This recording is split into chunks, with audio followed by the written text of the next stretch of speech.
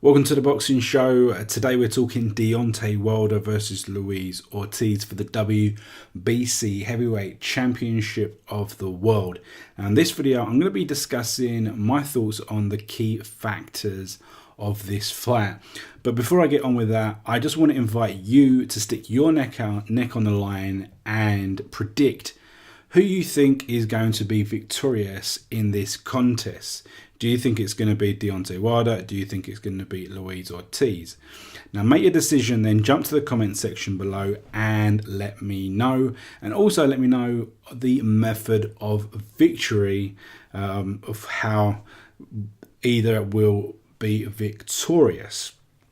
So as I say, this is for a portion of the Heavyweight Championship of the World. It's the WBC strap.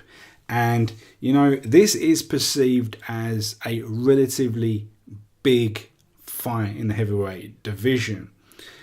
However, I mean, it's between a Deontay WIlder, who had limited amateur experience. I mean, he has an Olympic bronze medal, but very limited amateur experience. Taken that into a professional career that has spanned a number of years, has resulted in a world championship reign, but has lacked high-level opposition. He has fought mediocre opposition at best, okay? And he has taken on another fighter who is perceived to be a top talent in the division, but also someone who had a fairly lengthy amateur career, but never really had any success domestically or internationally. He lost most of his amateur fights against his notable peers, okay? Wasn't an Olympic champion or anything like that. No major success stories. He's then turned over onto the pros very late in his 30s. Okay, he's done an orderly Harrison there, and he's turned over late into the pro game, and you know, again, very weak opposition,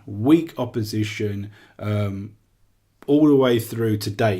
He's had a couple of fights that are not too bad, but really we're talking about a very limited quality opposition.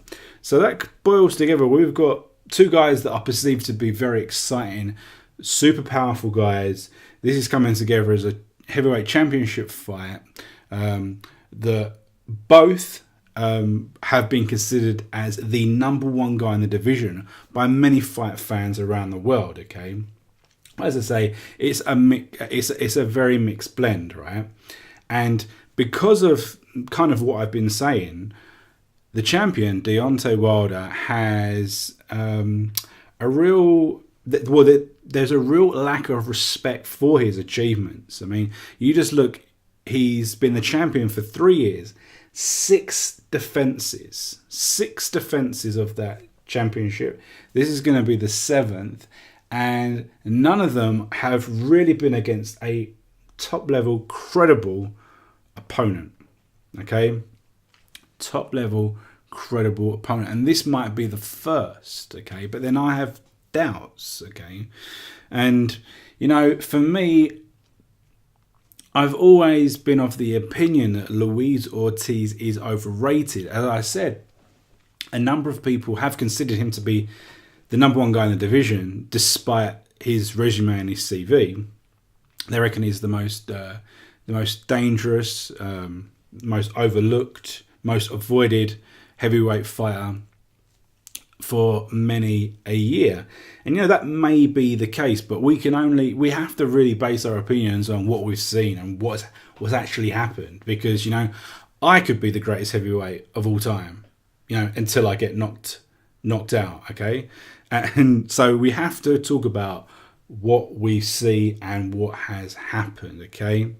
I mean, I have begrudgingly put Luis Ortiz in my heavyweight rankings close to the top of the tree on many occasions, because I've almost felt that I had to because he's seen as one of the top guys without having these fights. But let's be honest, a lot of time reasons why he hasn't had these top fights is because he has failed numerous drugs tests. He's an official drugs cheat on multiple occasions, okay? And we can't forget that. And because of that, the big fights have not come calling.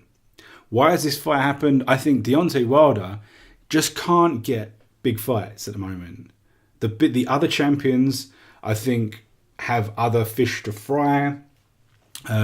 They've got other concerns, and the fights that were coming towards him were kind of like stepping stone fights. And I think in his mind, he's thinking, I'm the champion. Why am I taking stepping stone fights? So I think what he's done is he's tried to take this fight to make a point, more than anything, okay? But anyway, let's go back to Ortiz. Now, Ortiz, for me, he is obviously a very highly skilled, very amazing fundamentals, but very, very methodical, okay? And he has to reset himself for every movement that he makes, okay? That's a big negative. Very, very big. He's not a fluid fighter. He resets himself constantly. And from an offensive point of view, when he is attacking or instigating the offense, he relies on kind of one move, which is almost like a double, triple soft jab followed by a big leap forward, and then he just engages in his opponent, okay? And he does this over and over and over and over and over again. And a good fighter will see this. They'll time it. They'll avoid him. They'll counter him, okay? But what we have to remember is that Ortiz himself, one of his best strengths is that he's a very good counter puncher himself. Very good, very effective, and very quick with the counter. Very, very quick with the counter. And I think that's what he likes his opponent coming to him so he can counter with very accurate and powerful shots. But, you know, he takes rounds off.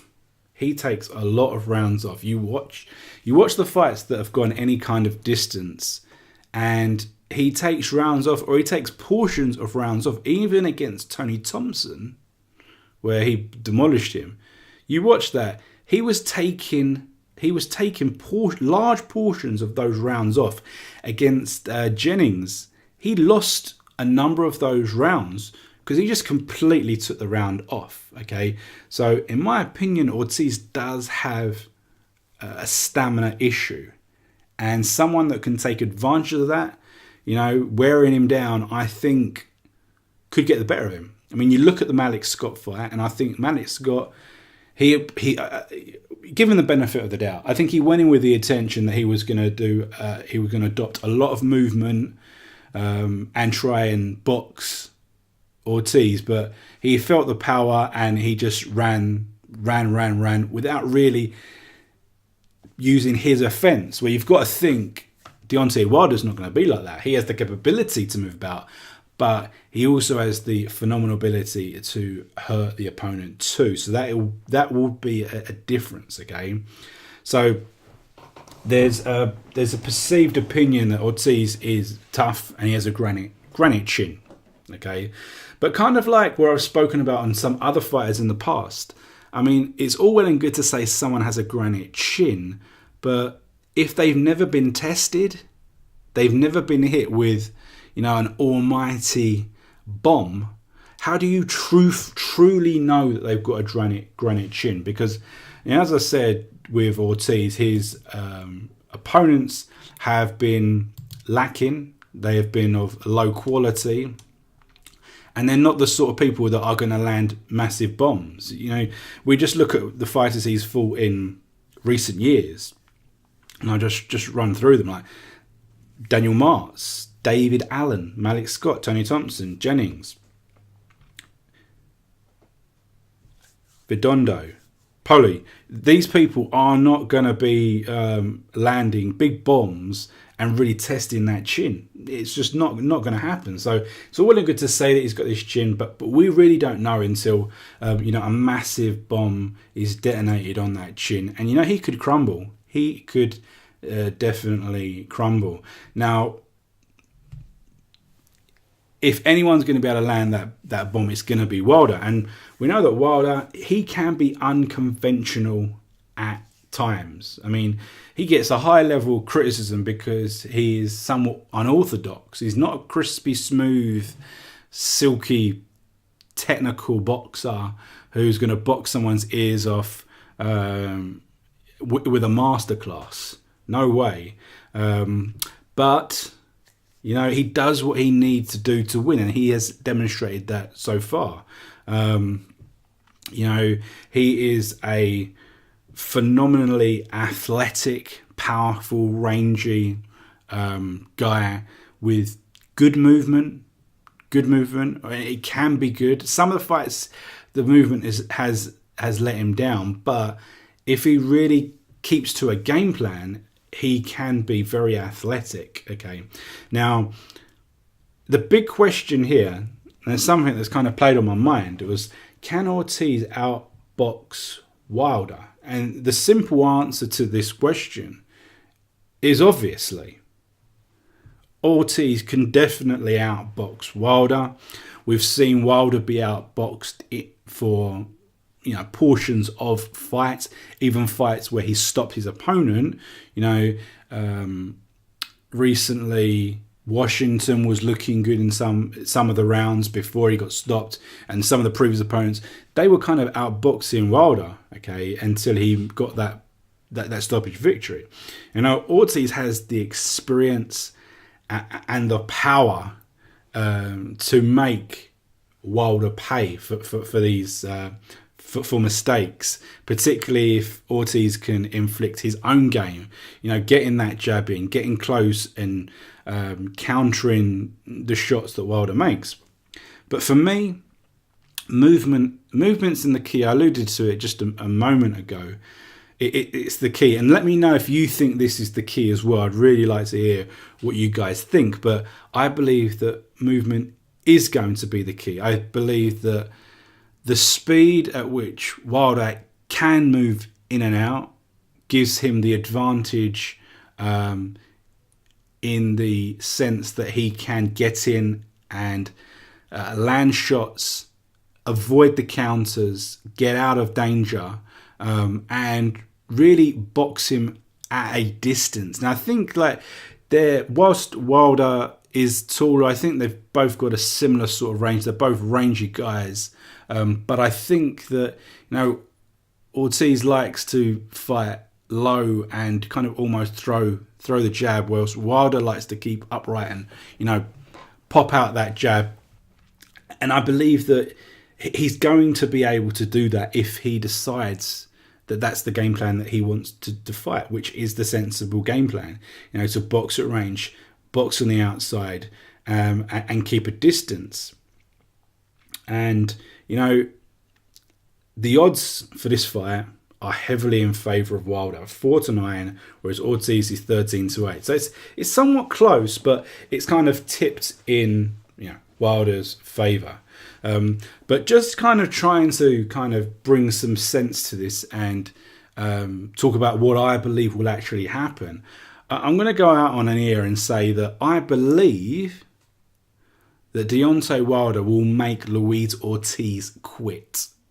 That's what I think is going to happen. I don't necessarily think it's going to knock him out or outbox him. I actually think he's going to make him quit. I think he's going to make him quit in his corner, or a referee is going to save him.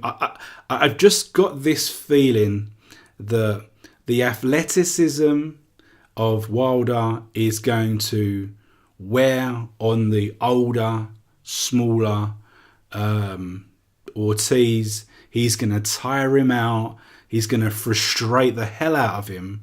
And he's going to quit. So that's my opinion on that. Let me know if you agree. Let me know what you think is going to be the case in this fight, because it is an interesting fight, despite some of the issues that I have with the fight. But it is an interesting fight, and I think it's going to be a kind of somewhat memorable ending. Now, obviously, moving forward, the winner of this, you think, will face the winner of Anthony Joshua and Joseph Parker in a real unification fight. I mean, of all the marbles there you've got there, pretty much, apart from the regular WBA, which is pretty much worthless at the moment. So we'll have that to look forward to. Will a second unification fight happen in 2018? I'm kind of almost past guessing, because I never thought that the Joseph Parker Anthony Joshua fight would happen. I thought both of them would be opting for different routes, and that's come to fruition. So, you know, it could happen. It could happen that the winner of that and the winner of this take place in the summer, probably at Wembley Stadium, when it's free from all the soccer matches that are being played. But there you go. That's what I think is going to happen in the Deontay WIlder Luis Ortiz WBC Championship fight. As I say, let me know in the comment section, and we'll see you in the next video.